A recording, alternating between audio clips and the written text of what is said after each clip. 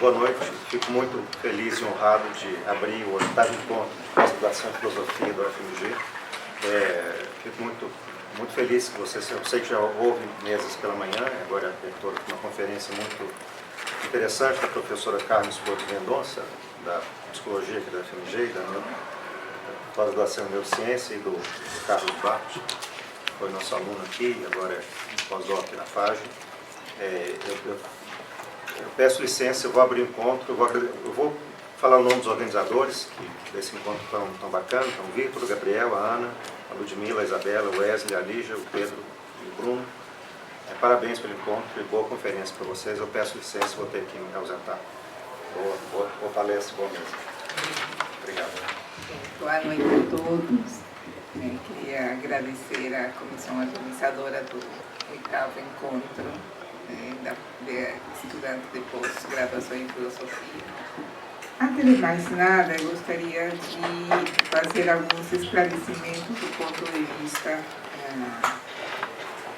do qual eu vou estar falando um pouquinho com vocês. Na psicologia, nós temos duas visões da cognição, da inteligência, duas áreas que pesquisam com métodos diferentes a inteligência humana. Uma é a psicologia diferencial, que procura saber as diferenças entre grupos humanos, verificar quais são os fatores que estão por trás. A minha perspectiva, com a qual eu trabalho já faz tempo, é a psicologia diferencial, baseada em psicometria. Mas eu vi com prazer no currículo do professor Carlos, que ele pode trazer a outra visão, a perspectiva mais cognitiva. Então, vocês poderão apreciar as duas compreensões da inteligência humana. Na psicologia diferencial, a inteligência humana tem sido, por excelência, o construto mais apreciado há mais de um século. E o produto dessa área do saber tem sido os famosos testes psicológicos. Ao longo do século passado, o produto dessa área, psicologia diferencial, tem passado por crises. Tem sido as informações que traziam, causavam a rejeição, a admiração, e até críticas ferozes na academia.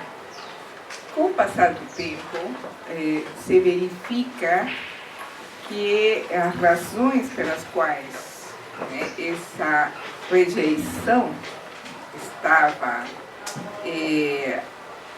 em voga no século passado era mais por questões políticas do que por razões técnicas, como nós vamos ver a seguir. Atualmente, nós produzimos informação que serve de referência para as outras áreas do saber, neurociências, por exemplo, e estamos atrás das raízes, a base neuropsicológica da manifestação do comportamento inteligente.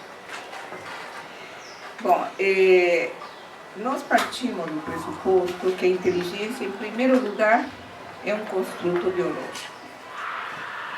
Não é um construto social.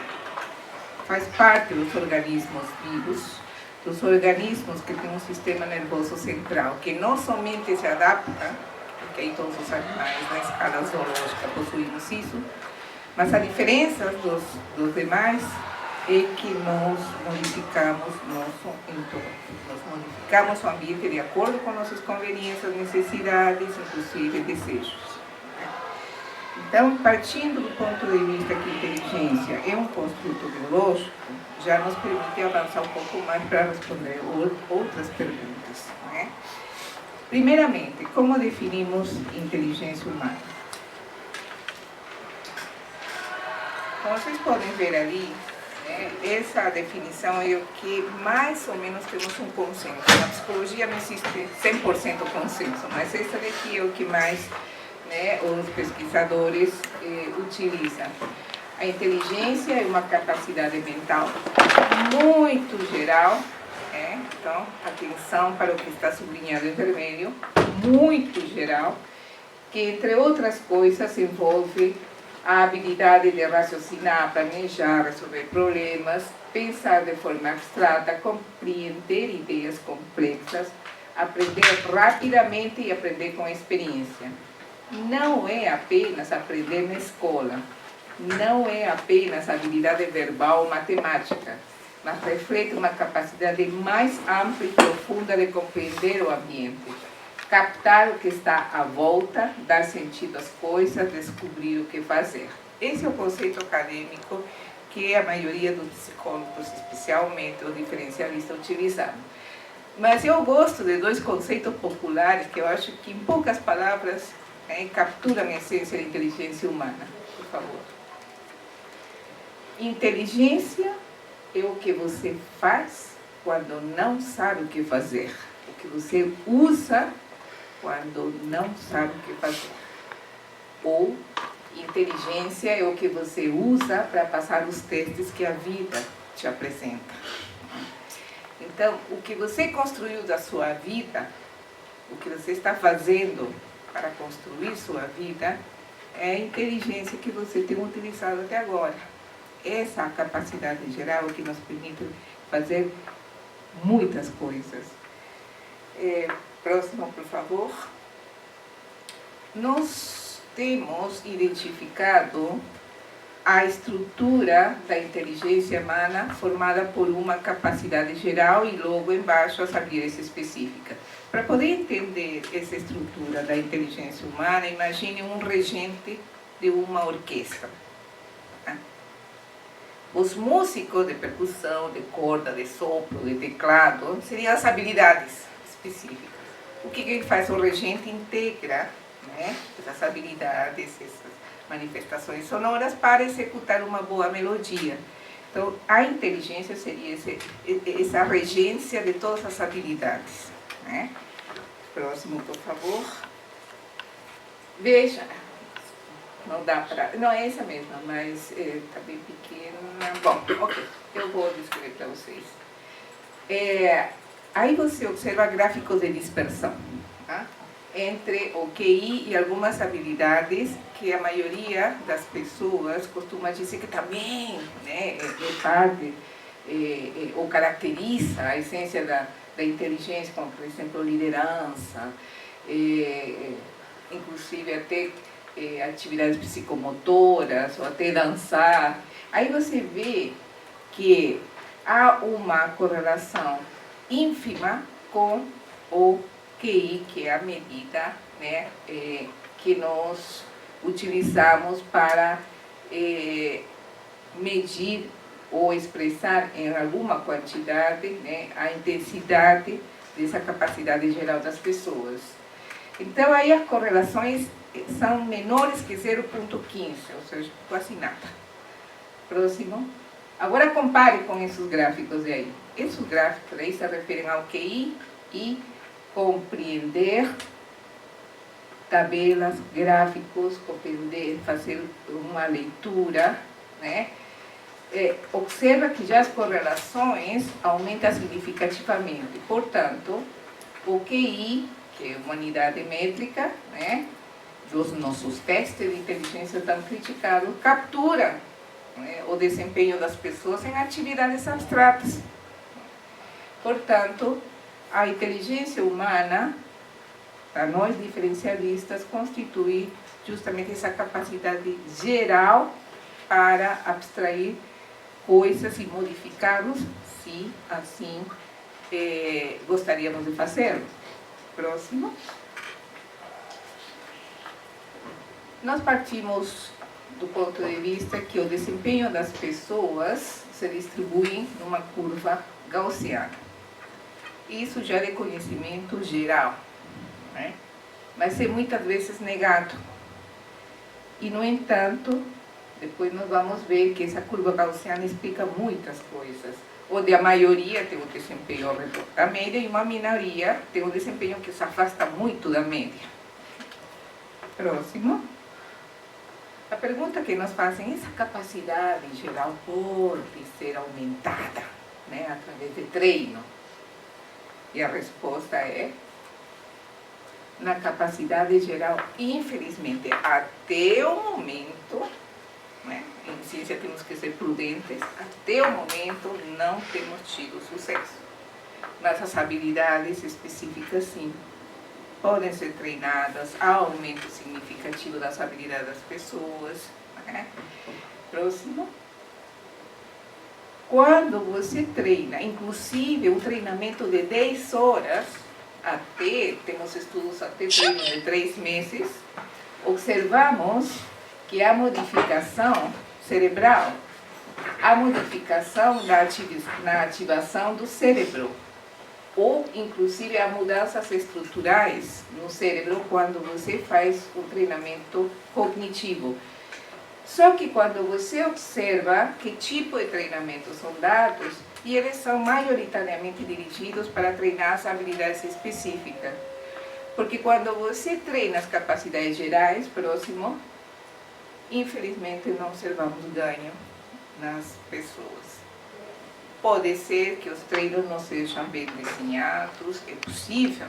Modificando os estímulos, não conseguimos aumentar significativamente. Você consegue, né, 2, 3, 4, até 8 pontos em QI, já se viu. O problema é que terminou o treino também, você volta a ser extraordinário.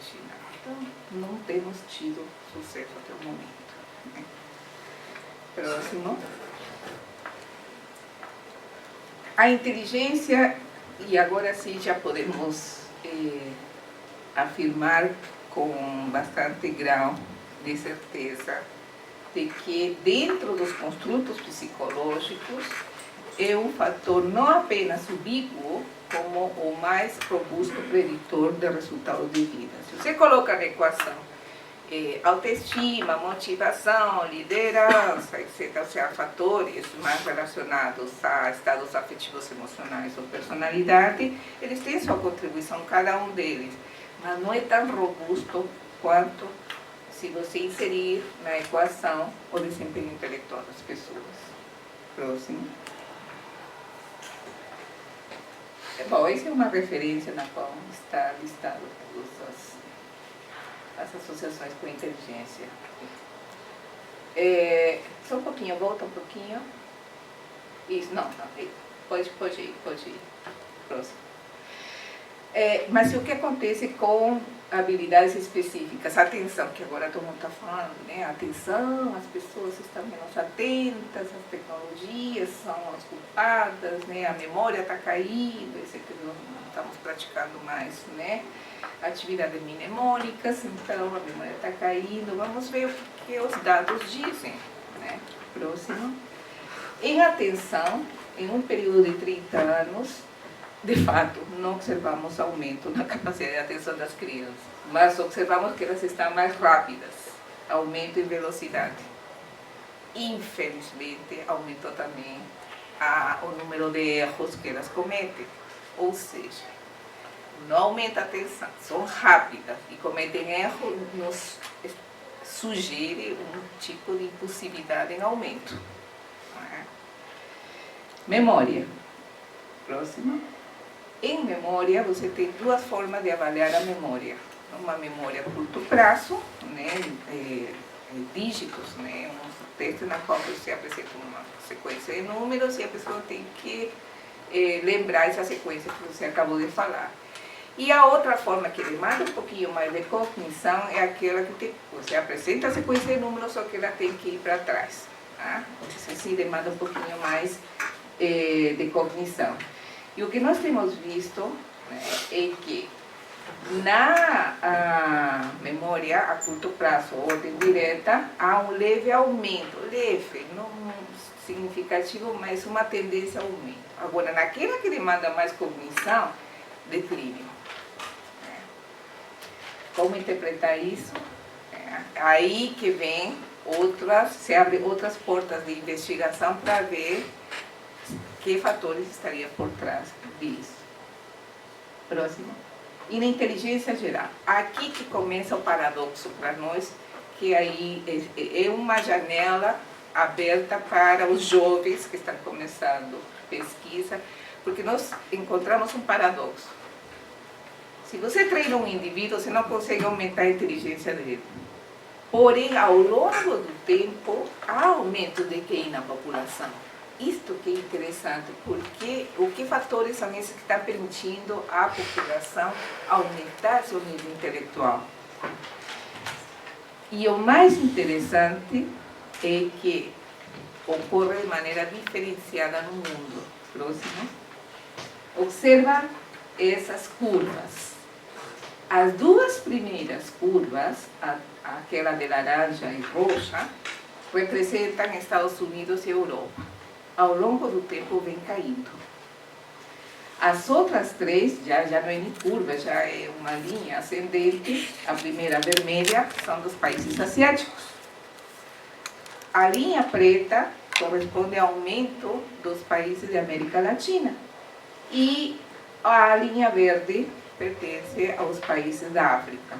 Os três continentes estão em aumento, enquanto que da Europa e Estados Unidos vem em declínio. O que está por detrás disso? Não sabemos. E o mais interessante, no caso é a América Latina, Europa e Estados Unidos estão se encontrando, enquanto a Ásia superou todo mundo. E a África também está aí, né? Será porque melhoramos os índices sociais, apesar de todos os problemas políticos, diversidade de governos e tal? Pode ser, né? Mas observamos essa tendência. O declínio nos países desenvolvidos e o aumento nos países em desenvolvimento. Próximo. Tá. E aí os alunos perguntam, não, mas nós queremos saber especificamente do Brasil, como está a nossa situação. Próximo. Nós temos 3 estudos tentando responder a isso. O primeiro deles foi relativo ao intervalo de 72 anos Belo Horizonte, onde comparamos o desempenho cognitivo das crianças de 1932, 1930 a 2002, portanto, um intervalo de tempo de 72 anos. Né? E foi isso que o nosso laboratório fez. Né? O segundo estudo foram dos meus colegas do Rio Grande do Sul. Eles fizeram uma investigação com crianças de Pelotas, Rio Grande do Sul, intervalo de 20 anos. E o terceiro estudo são colegas de diversos estados que fizeram amostra de crianças de diversos estados também, intervalo de 15 anos. Então, 3 estudos, um de 72 anos, outro de 20 anos e outro de 15 anos. Né? Esse efeito, né, de ganhos cognitivos de geração recebeu o nome de James Flynn, efeito Flynn, em homenagem ao pesquisador neozelandês que detectou isso, né, nas pontuações das populações em testes de inteligência. Então, recebeu esse fenômeno, recebeu o nome dele. Né? Ele propôs que as populações ganhariam 3 pontos de QI a cada 10 anos, 3 pontos de QI por década. Né? Então, nós estávamos esperando que esses 3 estudos mostrassem isso, né? Havia um tempo suficiente para identificar isso. E o que foi identificado através desses 3 estudos? Próximo. No estudo que a gente coordenou, nós encontramos 17 pontos de QI em 7 décadas, isto é, 2,4 pontos de QI para cada década de aumento nos testes de inteligência. Infelizmente, meus colegas do Rio Grande do Sul não encontraram o efeito Flynn e os colegas de outros estados também não encontraram o efeito Flynn. Portanto, nós temos 3 estudos. Um estudo que mostra, sim, ganhos cognitivos ao longo das gerações e 2 estudos que não mostram isso. Pode ser também o curto período de tempo que meus colegas compararam, possível. Né?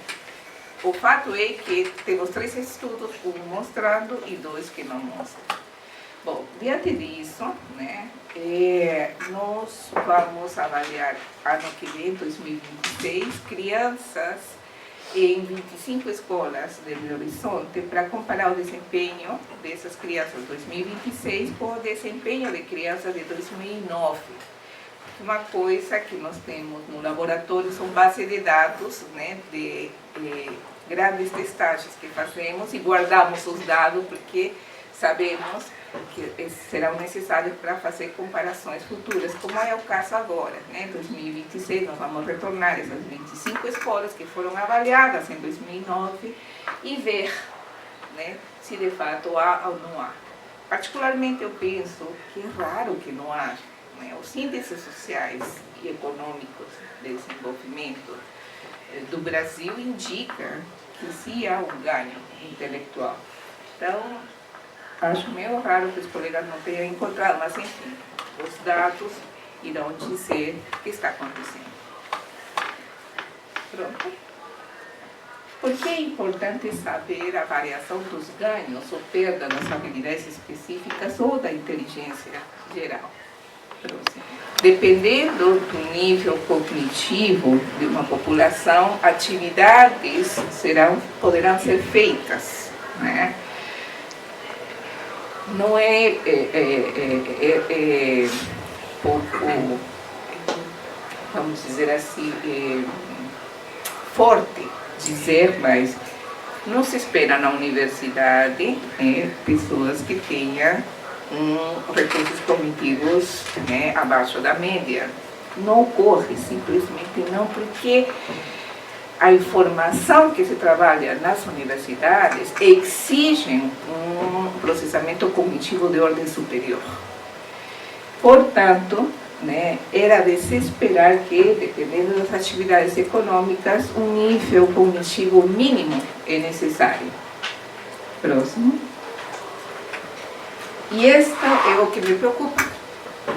Isso aqui é dos Estados Unidos. O que você vê nas barras em branco corresponde à disponibilidade do capital cognitivo no país, e o que está em barras azuis corresponde à proporção de pessoas que estão em trabalhos que exigem essa demanda cognitiva.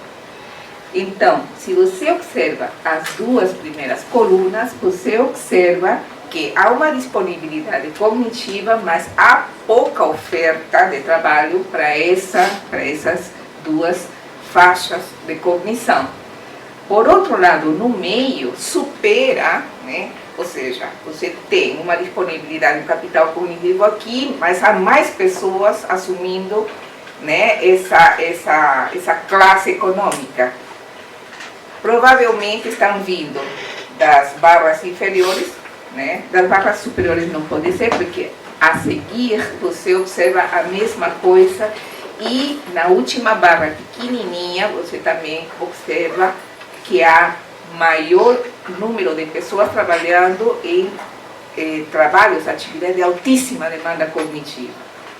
Nesse caso, por que está acontecendo isso? Duas hipóteses. Ou as pessoas estão migrando, estão pegando pessoas, capital humano, de segmentos cognitivos inferiores, ou estão trazendo gente de outro lugar. É a única maneira. Isto para os Estados Unidos, se a média do país for QI 100. Porque se for maior ou menor, tudo isto se altera. Próximo. No caso do Brasil, observe como já é diferente. Há mais pessoas trabalhando em cargos que exigem menos cognição, e há poucos nos cargos que exigem maior cognição. Isto supondo que o país também apresenta uma média de QI 100. Volto a repetir, se a média for menos ou for maior, se altera. Se for menor, o problema cresce significativamente. Se a nossa média for maior, está solucionado. Próximo. Quais serão as habilidades que predominavam ao longo das eras econômicas nos últimos 200 anos? Próximo. agricultura mecanizada, né? Durante 110 anos, essas eram as habilidades também pequenininhas, né? Que se exigiam, predominavam para poder, né, atuar em agricultura. E aqui estamos falando de 1820 até 1930, mais ou menos, né? E era coordenação motora, era memória oral, força física, né? Logo veio a industrialização, né? E as habilidades que já eram requeridas era pelo menos uma formação escolar básica, né? Obediência, já sentido de hierarquia e tal, né? Após 50 anos, começa a era dos serviços. Novamente as habilidades exigidas são outras. Desta vez já não é suficiente a formação escolar básica, tem que ter formação ampliada, né? Já se exige comunicação, relacionamento interpessoal, etc., porque serviços exigem isso. Depois de 30 anos, né, começa inteligência artificial, automatização, etc., serviços com IA.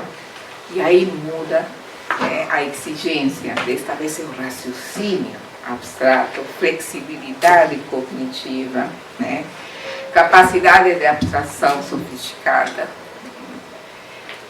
O que chama a atenção é que para cada era, para cada ciclo econômico, havia um tempo para que as pessoas pudessem adquirir essas habilidades, né? Só que esse tempo vai se encurtando. Por isso que era o título da minha palestra. Será que seremos suficientemente...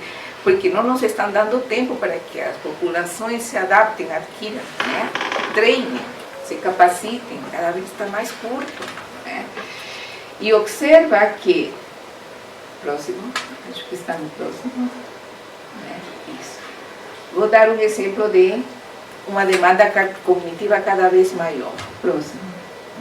Na psicologia, olha só, em 2024, a Associação Americana de Psicologia, APA, né, tem 87 periódicos cadastrados ou registrados, né? Registrou 5.190 artigos, ou seja, publicou 14 artigos por dia. Se pegarmos Psicoinfo, né, já são 2.351 periódicos, e em 2024 se publicaram 208.370 artigos, isto é, 579 artigos por dia. Qual cérebro processa isso? Então, nesse sentido, a inteligência artificial vai nos ajudar, beleza, porque não damos conta disso, né? Próximo. Até o momento, nossa postura é a seguinte: os indivíduos com QI acima de 15 terão pouca dificuldade de se adaptar e usar a seu favor a IA. Mas e o restante? O que nós vamos fazer com os demais próximos? Né? Novamente, aí nas barras brancas seria a distribuição intelectual, né?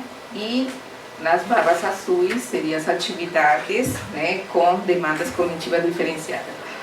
No caso, a última barra, se as atividades migram 50% mais 1, terá superado, portanto, a atividade econômica anterior, que era só de serviços, né?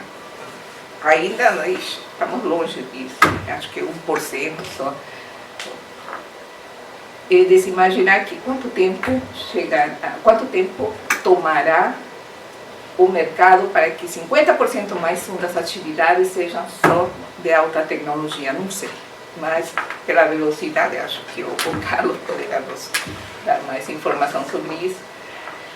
Nós suspeitamos que não vai dar tempo, né? E, como vocês poderão ver ali, né, vai ter uma reação de desgosto muito sério na população. né? Para vocês não vai afetar muito, como eu falei. A universidade, gostemos ou não, tenhamos visões políticas diferenciadas, há uma evidência empírica. Nós pertencemos à elite cognitiva, não estou falando financeira. Pertencemos à elite cognitiva, que é uma porção pequena da população. Não nos afetará, mas afetará a grande maioria das pessoas. E essa é uma discussão que tem que estar nas mãos da sociedade, não das grandes empresas, é da sociedade, principalmente liderada por universidades, né? E esse tipo de comunicações, discussões fazem bem, só que temos que trasladar para a população, né? Até o momento que essas áreas econômicas serão reguladas por instituições. Cada mudança disruptiva, havia instituições colocando regras. Agora já não temos isso, agora essas grandes empresas elas estão colocando, né, estão impondo e as instituições não estão conseguindo. Por quê? Porque eles conhecem, né, como opera, né, o relatório de governança dos Estados Unidos. Ele está preocupado porque, olha só que interessante, nas grandes Big Tech, 60% dos seus funcionários vêm das universidades de elite. 60% dos seus funcionários vêm das universidades de elite. No Estado americano, só 20% dos seus funcionários vêm das universidades de elite. E onde está, né, aliás, qual a preferência desses alunos, desses profissionais que saem das universidades elites nas grandes companhias, porque eles pagam em média $120 mil por ano, enquanto que o Estado americano paga, né, 60 a 70 mil dólares por ano. É óbvio aonde está o capital humano indo, né? Um Estado que tem funcionários, né, que não conseguir competir com o capital cognitivo das grandes Big Tech, eu lhes pergunto, como esse país vai se defender de um cyberataque? Como esse país vai se defender? Se não tem, as instituições estão fracas, politicamente nem se fala, cognitivamente estão muito fracas. Então, para vocês verem, que se não começarmos a discutir fora de reações emocionais, fora de posturas políticas, e sim observando os dados, né? Se não fizermos isso, pois já perdemos, né, a saída do trem. Já foi. Né? Então, essa é a minha chamada de atenção cada vez que me convidam para falar sobre o assunto de inteligência. Por favor, acho que é a última, né? Esse sim é o último slide. A solução está em aumentar, né, o efeito Flynn, acelerar o efeito Flynn. Como? Identificando que fatores são os que promovem o avanço intelectual da população. Né? Educação, com certeza, todo mundo já sabe, não há ninguém que discuta isso, mas além da educação, o que mais podemos fazer para aumentar a média para que a população tenha condições cognitivas, né, de acompanhar e, inclusive, estar na frente, né, desse estilo de vida tecnológico que está nos invadindo. Né? Então, acelerar o efeito Flynn é o desafio que nós temos, pelo menos é a nossa posição desde a perspectiva da psicologia diferencial, para que essa desigualdade socioeconômica não seja maior. Né? Obrigada. Tá?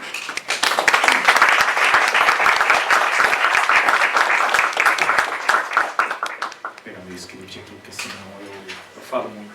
Aí para eu ficar 2 horas aqui conversando não custa muito. Bom, quero começar agradecendo, na verdade, o convite. Estou muito feliz de estar aqui de novo, já participei desse encontro em outras ocasiões também, inclusive apresentando comunicações, então eu gosto muito, tenho muito carinho por esse evento e feliz de estar aqui novamente, podendo falar sobre um tema que eu gosto tanto, apesar dele às vezes derrubar a gente, deixar ele meio pessimista, talvez eu encontre aqui mais pessoas para ficar triste junto comigo, isso é sempre bom. Então, Com certeza. vamos lá.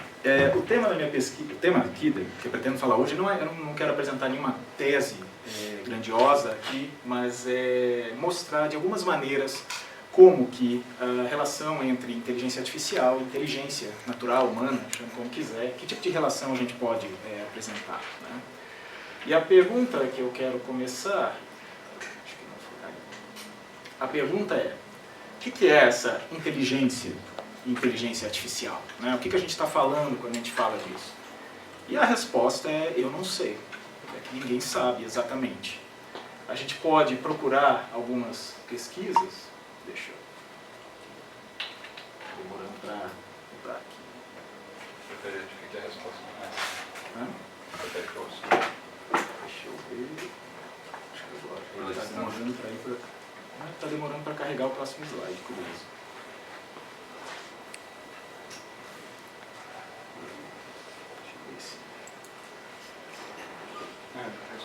Não. Agora que ele está... Ok. Agora está indo. É isso que eu queria mostrar. Esse paper é de 2007, do Legg, do Rutter. É uma coleção de definições de inteligência, focando na inteligência artificial. Esses autores, eles encontraram 70. Eles pararam ali. Né? Tem mais ou menos o número de definições de inteligência que se trabalha ali dentro da inteligência artificial. É mais ou menos igual ao número de pesquisadores que tem.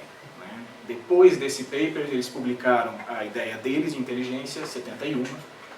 E eu estou prestes a sugerir algumas coisas, então talvez a gente tenha 72. Essa é a ideia. Mas o ponto aqui é, a IA ela é peculiar nesse sentido, porque ela discute a natureza do fenômeno que ela quer reproduzir. A gente não sabe bem o que é inteligência, mas a gente está tentando alcançar a inteligência, na inteligência artificial. Né? Isso difere de outras empreitadas computacionais, até porque, por exemplo, quando a gente está, da perspectiva de um cientista da computação, quando a gente está desenvolvendo um software, alguma coisa assim, a gente tem alguém para além do cientista da computação para dizer para a gente se esse software funciona ou não.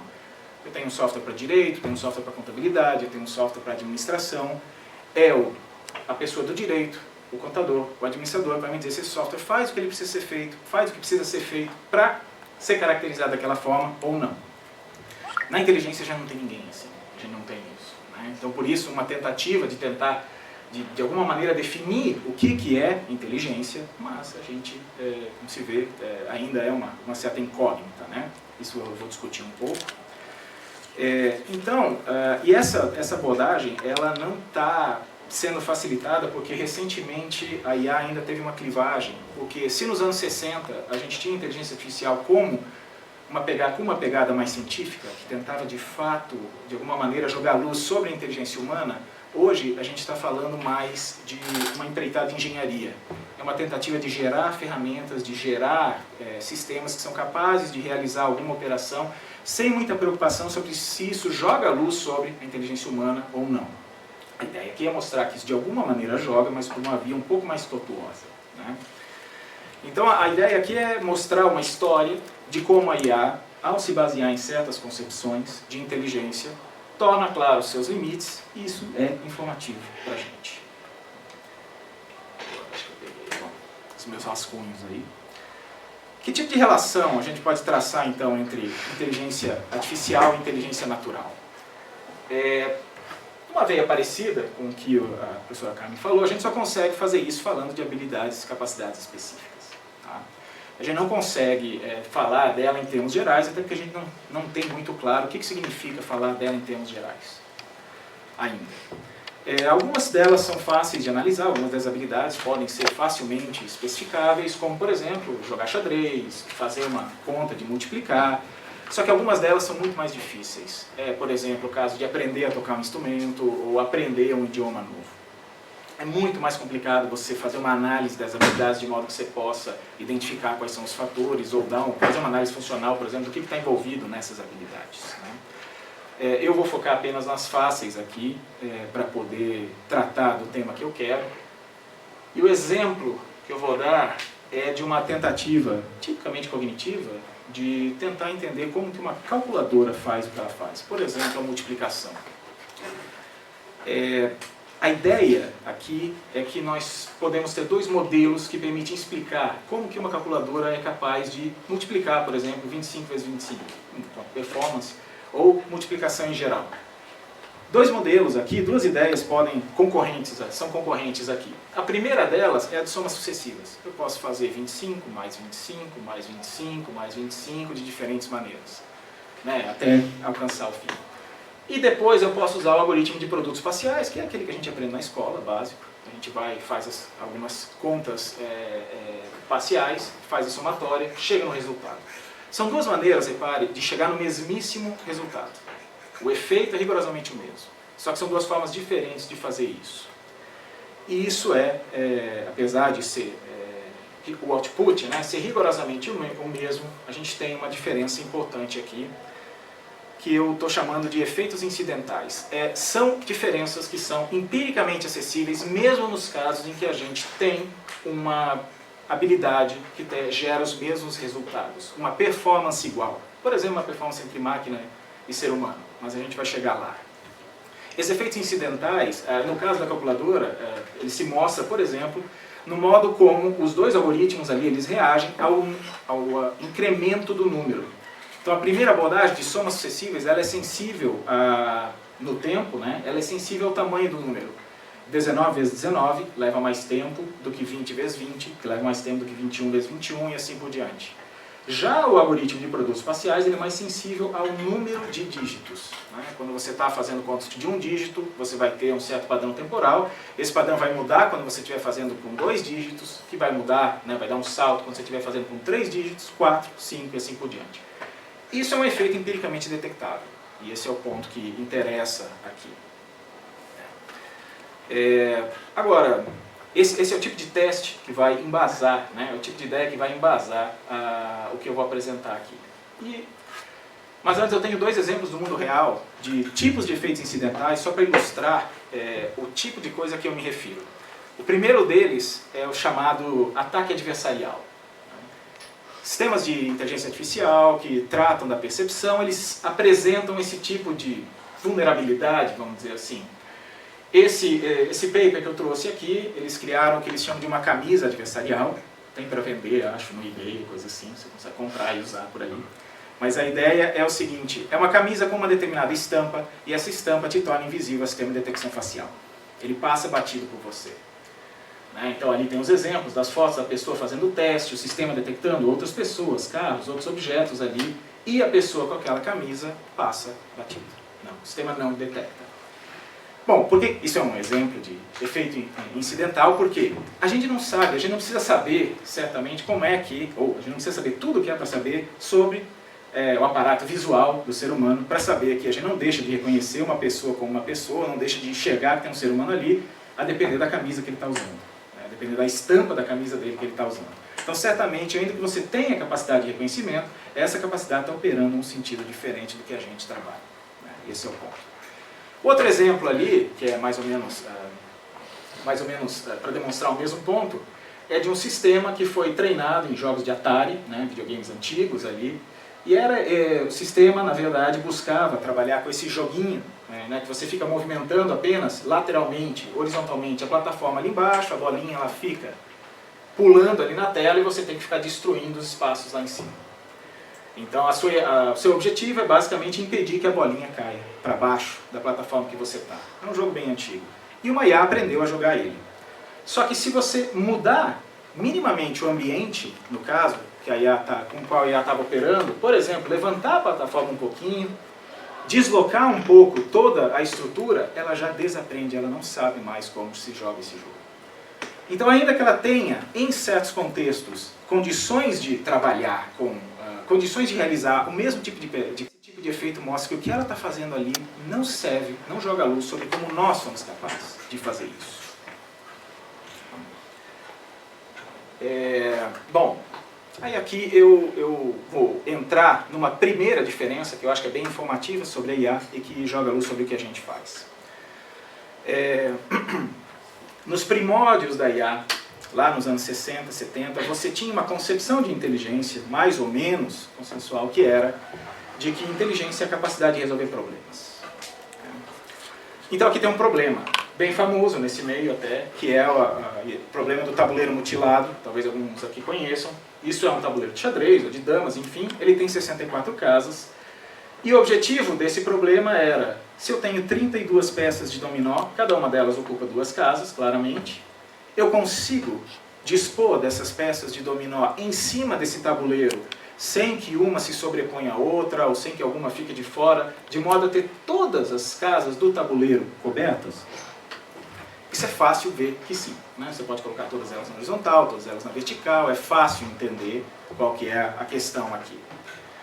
Mas, se nós fizermos uma modificação, no caso, uma modificação nesse tabuleiro, tirar uma casa de cada canto, no canto superior esquerdo e no canto superior direito. E eu tiro um dos dominós também. Eu tenho agora 62 casas e 31 peças de dominó. Continua possível dispor essas peças de dominó de modo a cobrir todas as casas da mesma forma que eu conseguia antes? Bom, antes era óbvio, agora não é mais tão óbvio, né? Agora se torna uma espécie de problema geométrico em que envolve, de alguma maneira, a gente ficar testando diferentes configurações ali dessas peças para que a gente possa verificar se é possível ou não. O Kaplan, que é a pessoa que relatou alguns experimentos desse tipo, ele diz que alguns estudantes dele passaram assim horas ou dias preenchendo páginas e mais páginas de caderno, tentando encontrar algum tipo de configuração que permitisse fazer isso, não conseguia nada. Mas o ponto que me interessa aqui é o seguinte: tem um jeito muito fácil da gente detectar isso. Tem uma propriedade dos tabuleiros que até aqui a gente não conversou sobre, não trouxe ela à tona, que é o fato desse tabuleiro ter 2 cores, as casas terem cores diferentes e a cor dessas casas alternar. Uma casa preta e uma casa branca. Isso aqui o Kaplan chamou de paridade. Aí você percebe que toda peça de dominó, ela cobre necessariamente uma casa preta e uma casa branca. E aí você consegue ver que as 2 casas removidas tinham a mesma cor, eram pretas. Logo, não dá. Você percebe isso, né? Fica claro, nesse caso, que não dá. Então, nós trouxemos à tona aqui uma propriedade não geométrica para lidar com um problema geométrico. Tá? E isso faz com que a resposta volte a ser óbvia.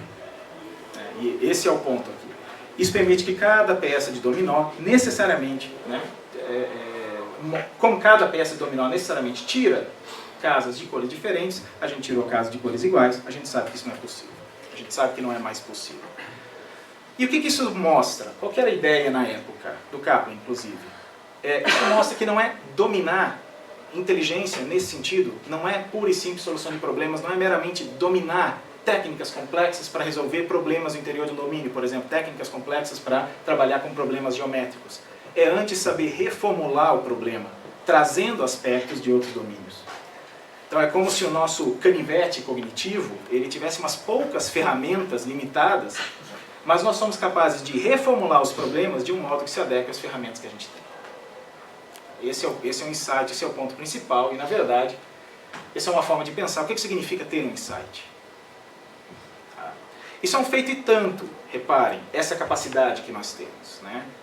Por quê? Porque há um número potencialmente infinito de formulações, há um número potencialmente infinito de propriedades desse tabuleiro, e principalmente propriedades não geométricas. Ele tem uma idade, ele pode ter coisas diferentes, ele pode ter sido usado um número par de vezes, um número ímpar de vezes. Há uma quantidade potencialmente, né, indefinidamente multiplicável de características que a gente não sabe dizer se podem ser relevantes ou não, em que circunstância. E mesmo assim a gente consegue perceber de alguma maneira. Então isso é um feito e tanto. A questão como isso é possível é outra história, mas a gente faz. De alguma maneira a gente sabe quais formulações facilitam a nossa vida antes de checar uma por uma. E por isso a gente consegue resolver problemas, reformulando e não usando técnicas complicadas. Bom, como que a gente faz isso e como é que o IA trabalha nesse caso? Um caminho comum para a gente tentar entender, por exemplo, quais propriedades de um domínio qualquer, o que pode ser relevante e o que não é a chamada heurística, né? A heurística é uma espécie de palpite bem informado que a gente usa. É um palpite que costuma funcionar, mas que é falível, né? Então, se eu vejo alguém, um exemplo simples, se eu vejo alguém de jaleco, eu posso supor, ou posso apostar que ele é médico, por exemplo.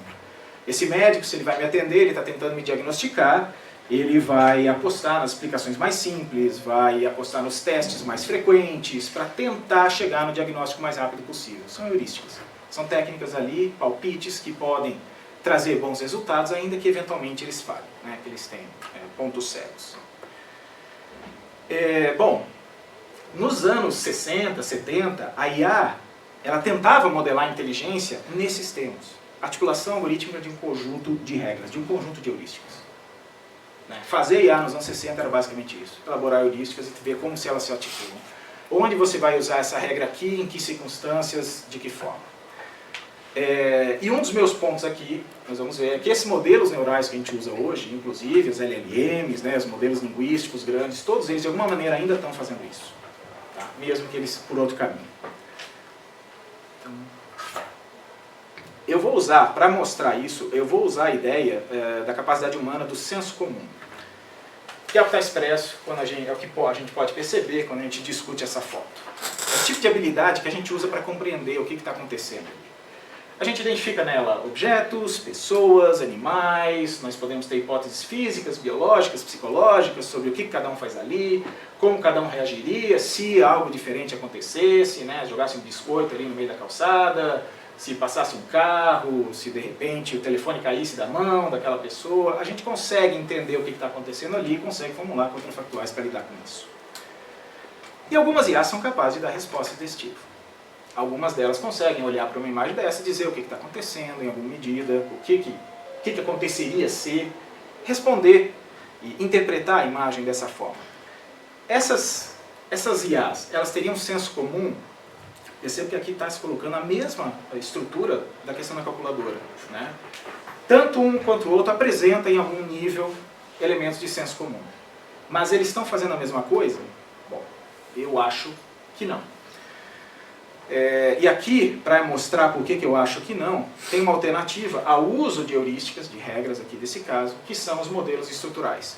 É como a gente faria para identificar, por exemplo, nessa imagem, né, das engrenagens, em que sentido que a última engrenagem está girando, dado o sentido da primeira. Esse é um típico exemplo de raciocínio que não é linguístico, é estrutural. A gente trabalha com ele nesses termos. A ideia central, então, aqui, alternativa, portanto, é que nós não representamos o mundo como listas de regras heurísticas, nós não articulamos a nossa forma de pensar dessa maneira, mas nós usamos modelos estruturais como esse aí, e nós fazemos simulações. Então, como no caso da calculadora, nós temos agora 2 candidatos. A questão é para tentar, ao menos de alguma maneira, sedimentar alguma coisa sobre o senso comum. É saber qual desses candidatos se sai melhor. Esse aqui é um exemplo do Cubic, que é um experimento mental do Cummings, que é um autor que eu gosto muito, para exemplificar o que significa um esquema estrutural, um esquema representacional. Um esquema é uma espécie de paleta de ferramentas, né, de formas básicas, a partir do qual a gente consegue montar estruturas. Pensem, por exemplo, quem usa software gráfico ali, você vai ter lá linhas retas, círculos, quadrados, formas básicas. Assim, a partir deles você consegue montar formas mais complexas, como um João Palito, por exemplo. Esse exemplo fictício do Cummings, daqueles que é 3x3, cada quadrado pode adquirir uma determinada cor, só que, claro, ele tem um tamanho muito maior, isso ali é só uma aproximação. A ideia dele, você poderia imaginar um quadrado com 10.000 por 10.000 quadrados em cada face, casas, né? E cada cubo desses pode ficar de uma cor.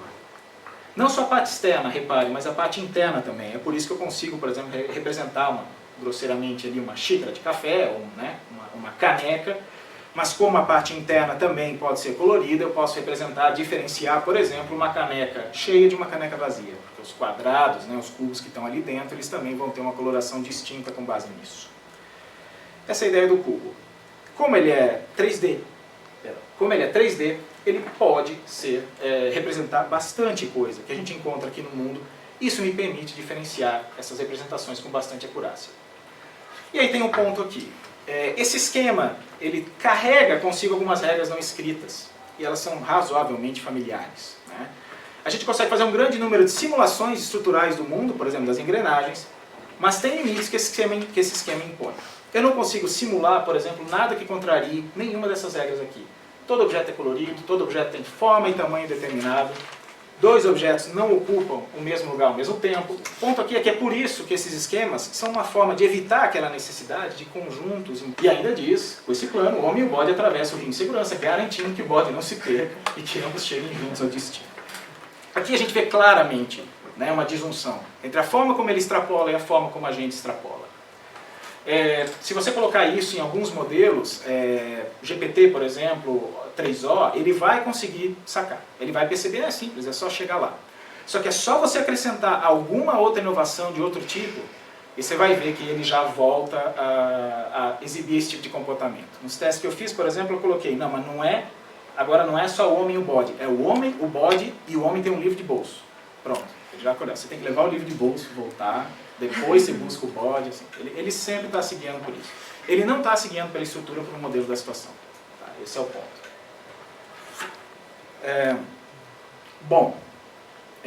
Por que isso é relevante? Né? A ideia que emerge daí, né, a respeito do senso comum, é de que ele não é sobre como nós resolvemos problemas, ele não é sobre como aplicar ferramentas, né, técnicas complicadas, um domínio, ele é sobre como nós formulamos esses problemas. E aqui nós podemos generalizar essa ideia. Não é sobre como nós raciocinamos no interior de uma situação, que é a inteligência, mas é sobre como nós inteligimos essa situação.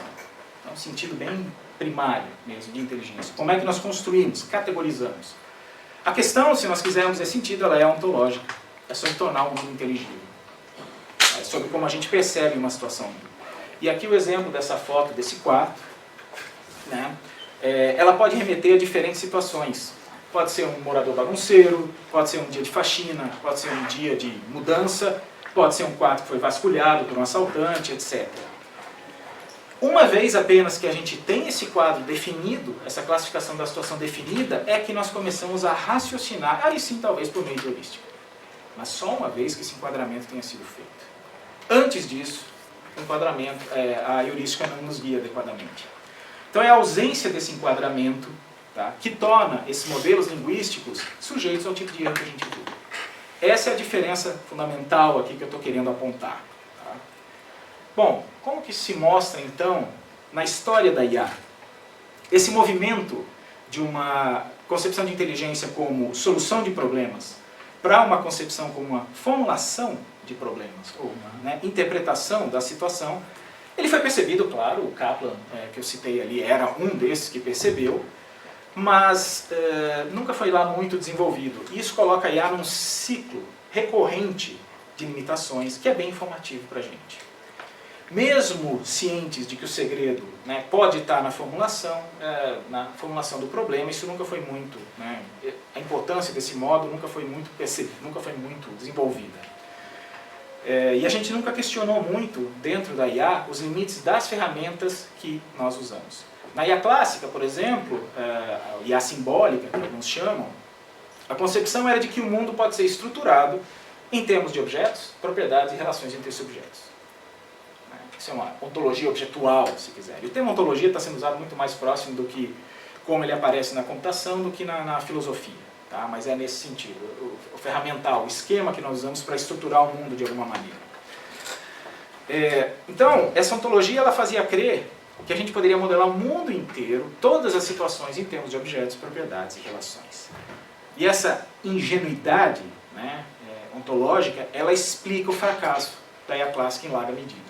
Essa ontologia que permitia, que, por exemplo, fazia com que a gente acreditasse que a gente poderia criar um sistema inteligente por meio de sistemas lógicos ou por meio de outros formalismos, como ali uma rede semântica, que é o que está mostrando ali, categorias e formas como essas categorias se relacionam entre si. Né?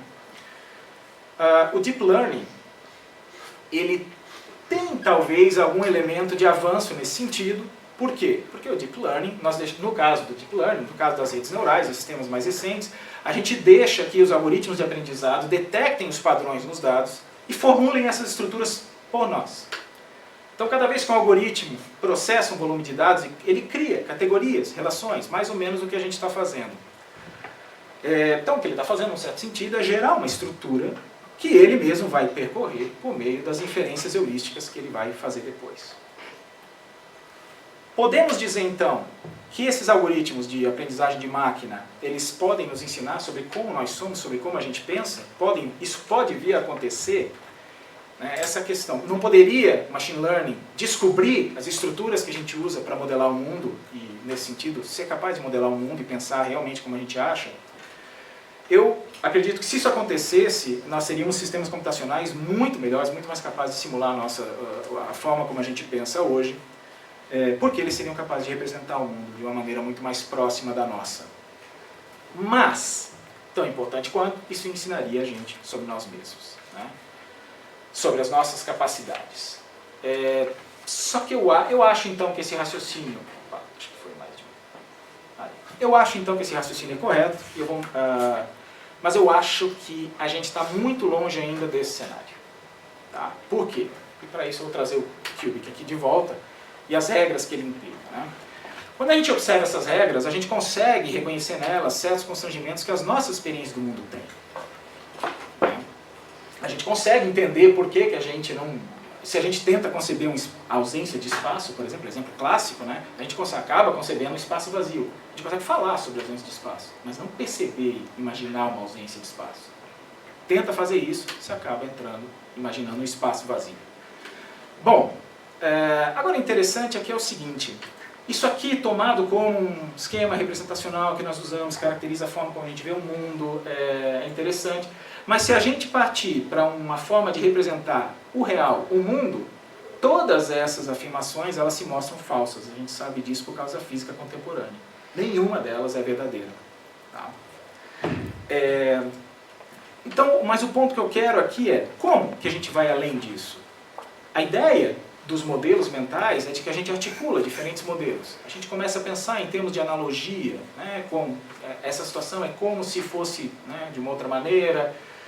Pode pensar nisso em analogias estruturais também. Você pode imaginar, por exemplo, uma certa analogia entre sistema solar e modelos atômicos e aquela coisa assim. A gente usa também uma outra analogia muito conhecida nesse ponto, é campo de batalha e argumento. A gente ataca, a gente se defende, a gente contra-ataca, a gente trabalha muito por termos de analogias estruturais desse tipo. Né? Então a gente consegue ir além de um esquema representacional e falar em outros termos. É por isso que a gente consegue, por exemplo, representar ou falar sobre ausência de espaço, ainda que a gente não consiga, dentro desse esquema, representar o que seria uma ausência de espaço. A gente consegue pensar a ausência de espaço, só não pensar nos termos desse esquema ali. A pergunta que me interessa aqui, portanto, no entanto, não é como a gente faz isso. A gente faz isso articulando diferentes esquemas associados a diferentes domínios. Mas por que a gente faz isso? Eu acho que essa é a pergunta que revela uma limitação fundamental para a abordagem da IA hoje, que é a falta de contato com o mundo. A ideia aqui é, modelos de mundo servem para responder perguntas como o que acontece se eu empurrar uma taça de vinho para fora da mesa? Se eu tenho um modelo de mundo, eu consigo imaginar, simular, predizer, vai cair, vai quebrar, vai esparramar o vinho, etc, etc. A maioria das pessoas apostariam nisso. Mas se eu tiver acesso direto ao mundo, eu posso fazer também uma outra coisa. Eu posso testar, eu posso fazer perguntas, experimentos direto no mundo e ver a resposta dele. E existe assim, portanto, a possibilidade de a minha experiência do mundo ser diferente do modo como eu estruturo, do modo como eu concebo, do modo como eu torno ele inteligível. Podem acontecer coisas que até então para mim eram impossíveis, ou muito diferentes. Na física, por exemplo, é por isso que a gente sabe que aquelas implicações associadas ao esquema cúbico lá, elas são falsas. E é isso que faz com que a gente seja forçado a rever continuamente os nossos modelos de mundo, na medida que a gente vai adaptando eles. Isso vale para a ciência, isso vale para o senso comum também. E aqui o ponto central do que eu queria trazer hoje, né, é que mais importante do que além das heurísticas que caracterizam os sistemas de hoje, mais importante do que além da adoção de esquemas representacionais e modelos que coincidam com os que são usados por nós na hora de modelar e estruturar as coisas no mundo, é entender que quando nós estamos modelando capacidades mentais, por exemplo, os algoritmos de aprendizado, seja com heurística, seja como modelos de mundo, ou seja, algo que a gente nem faz ainda, mas se a gente vier a fazer, Há atores dentro da IA que defendem isso, Ian LeCun é um deles, né? Mas o ponto central é que nós não estamos modelando elementos da inteligência humana, nós estamos modelando feitos dela. Tá? Separar o mundo em objetos, propriedades e relações é articular, e essa separação, essa criação de objetos, né? Esse modo como a gente estrutura o mundo já é, ele mesmo, um feito da inteligência humana, não é um ponto de partida dela. E isso, partir desse princípio é algo que a IA nunca fez. Isso se dá, por exemplo, por dois caminhos na IA clássica. Isso se dá pela suposição de que nós poderíamos tomar aquela ontologia objetual como um ponto de partida, né? Objetos, propriedades e relações.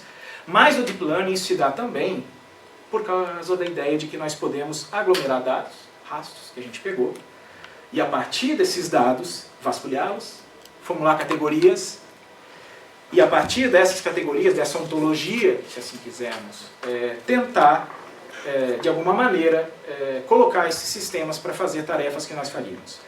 Só que a gente faz isso, muitas vezes, achando que esses algoritmos de aprendizagem estão inferindo as capacidades que originaram aqueles dados.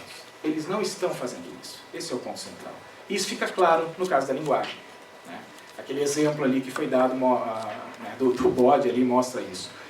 O que a gente tem hoje, portanto, é uma tentativa, esse é o primeiro círculo ali, de inferir a partir dos discursos, das coisas que nós produzimos, aquilo que a gente fala, as imagens que a gente produz, quais foram os contextos de atividade em que aquilo se deu. Isso já é desafiador o suficiente, percebam, porque a linguagem ela tem um caráter complementar ao contexto. Né? Eu poderia falar 1000 coisas aqui que são óbvias para todo mundo. Nós estamos aqui num encontro de filosofia, essa aqui é a Fafiche. Aqui na Fafiche se estuda filosofia, se estuda também outros cursos, ciências humanas, todo mundo sabe disso. Por todo mundo saber disso, eu posso chegar aqui e dizer boa noite e eu falar sobre inteligência e não ficar explicitando uma série de coisas que estão dadas no contexto. Só que aí isso significa que a IA, ou esses dados, esses rastros, eles só têm boa noite, eu vim aqui falar sobre inteligência, para inferir o contexto a partir disso. Esse é o desafio, por isso que às vezes dá errado. Tá? E é por isso, claro, que elas são tão sedentas por mais e mais informações. Como elas fazem para superar isso? É simplesmente armazenando e explicitando o máximo de informações textuais que podem ser colocadas ali. Tá? Inferir o contexto a partir do resultado linguístico, por exemplo, ou visual, que se deu naquele contexto. Bom, só que a inteligência humana, isso fica claro, ela opera no sentido contrário. Né? Ela não só opera do contexto para a produção de conteúdo linguístico, ela opera anteriormente. Ela primeiro estrutura, forja, torna inteligível uma situação, permite que você classifique aquela situação de uma determinada forma. Isso vai te dar depois a situação particular em que você se encontra, o contexto particular em que você se encontra. A partir dessa forma como você estrutura o mundo, e só então você produz um discurso. Então o que nós estamos fazendo aqui é indo na contramão da forma como a inteligência humana opera. Bom, por fim, esse é o Dreyfus, alguns talvez conheçam.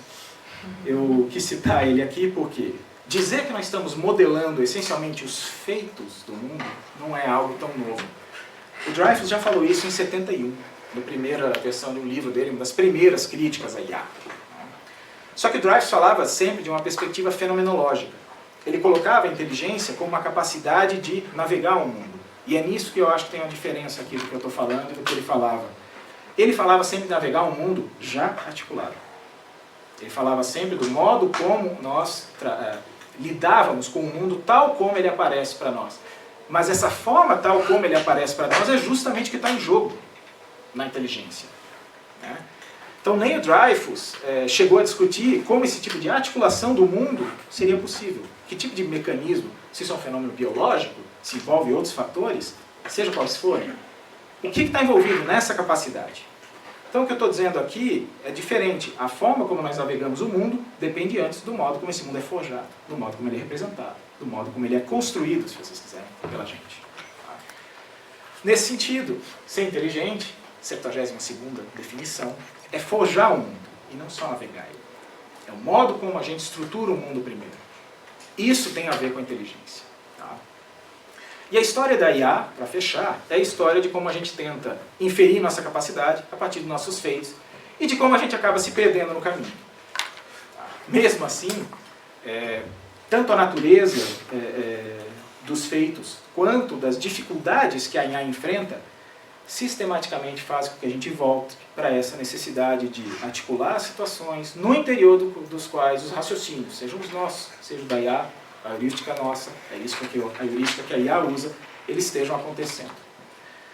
Então, esses limites eles acabam sempre expondo esse aspecto da inteligência humana. Né? Essas ruas sem saídas que a IA encontra, muitas vezes elas são informativas por causa disso. Tanto pelo potencial explicativo de algumas das suas teses, como por exemplo essa da reformulação de problemas, mas também porque a IA se guia, em algum nível, pelo que entende ser a inteligência humana. De alguma maneira, nós estamos sempre trabalhando por ela. É a única referência que a gente tem, no fim das contas. Então, mesmo quando se trata da inteligência enquanto um fenômeno abstrato, e tenta se definir inteligência em termos maquínicos, né, como o Ruther e o Legg tentaram fazer lá no começo, ainda que por essa via, a IA afeta, ela tem efeito sobre o modo como nós compreendemos, ela é informativa sobre a forma como a gente opera.